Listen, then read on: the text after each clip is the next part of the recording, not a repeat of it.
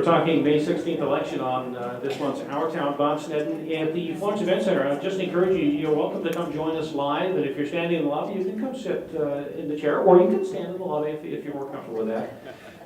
We just got done with Lake Community College candidates. On the ballots right now, there are 3 positions on the Siuslaw Public Library that are up for election. They are currently held by Mark Tilton, Susie Lacer, and Michael Falter. 4 candidates filed for those. They're 4-year terms. And the other one that filed for that is Brad Miller. And Michael Falter is the only one that's not here tonight because he had, this afternoon, he had a previous engagement. He's in Toronto at a film festival, okay? So, but it's work related because he owns City Light Cinemas and there's a commercial that he's gonna have to pay for now. And sorry, Seth, so he couldn't be here and he did want to be here. But first of all, Brad, Mark, and Susie, thank you for coming this afternoon. And Brad, we'll start with you. You're the odd man out. You're the outsider.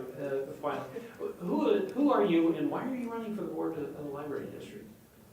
Well, I am the outsider candidate. I only said that because you said it. Yes, I'm aware of because I'm not currently on the board, but I'm really a kind of insider in that I have spent a good deal of my working career as a librarian and library administrator.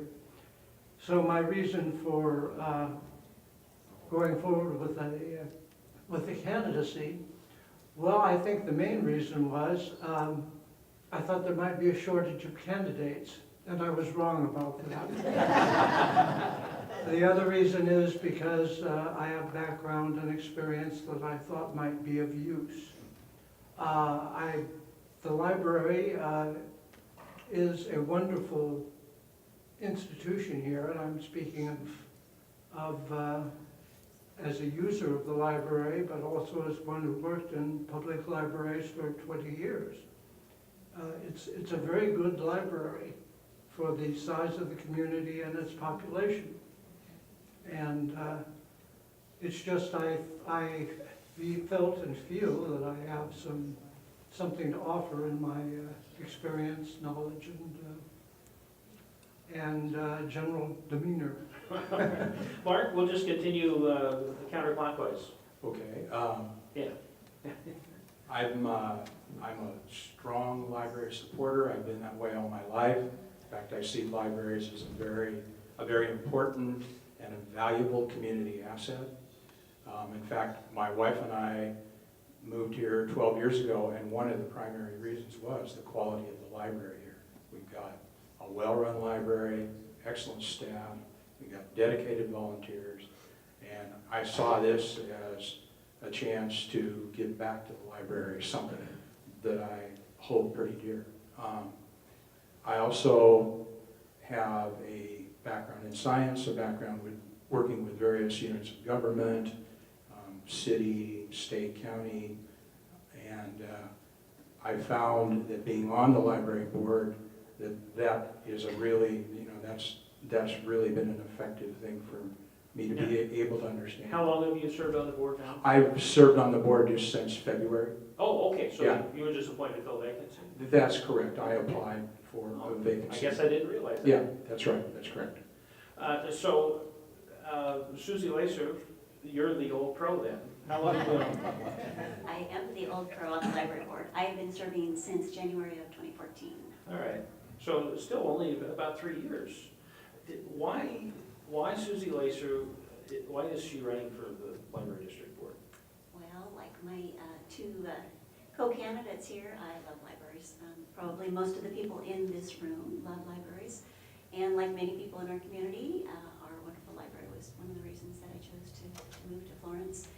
Libraries provide an essential role, even more so these days, as far as providing information for all, across the demographics, across the socioeconomic scales. It's open information, access to information for everyone. And our library serves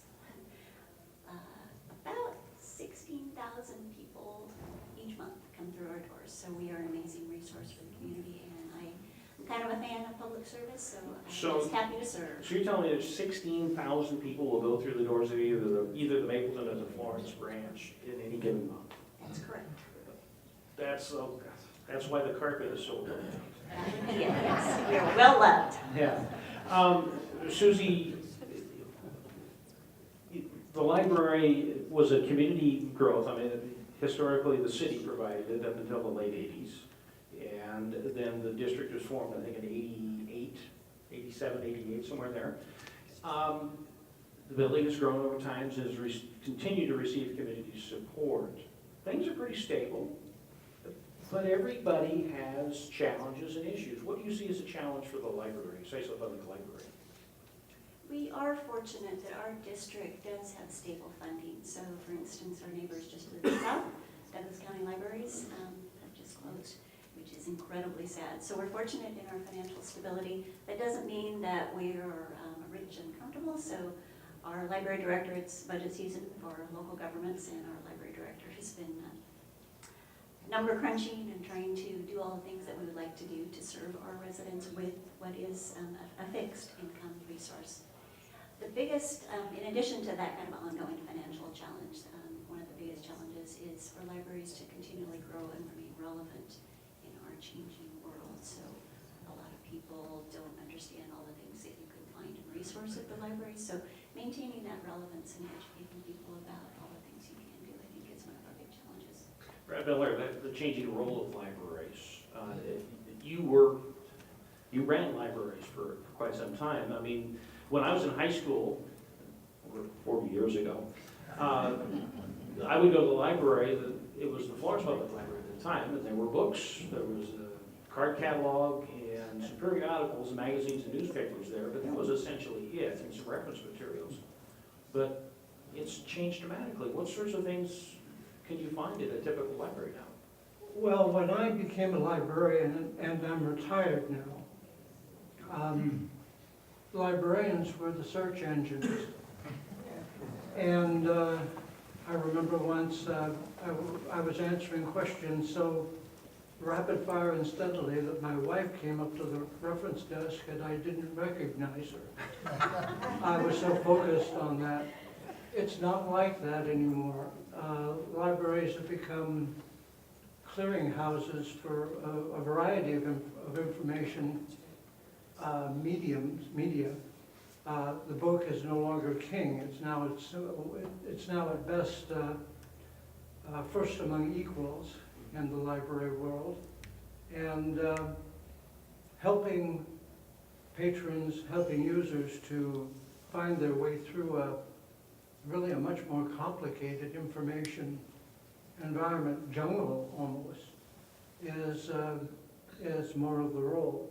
Also, there is the social role of being the source of last resort for people who do not have access to electronic and print resources on their own.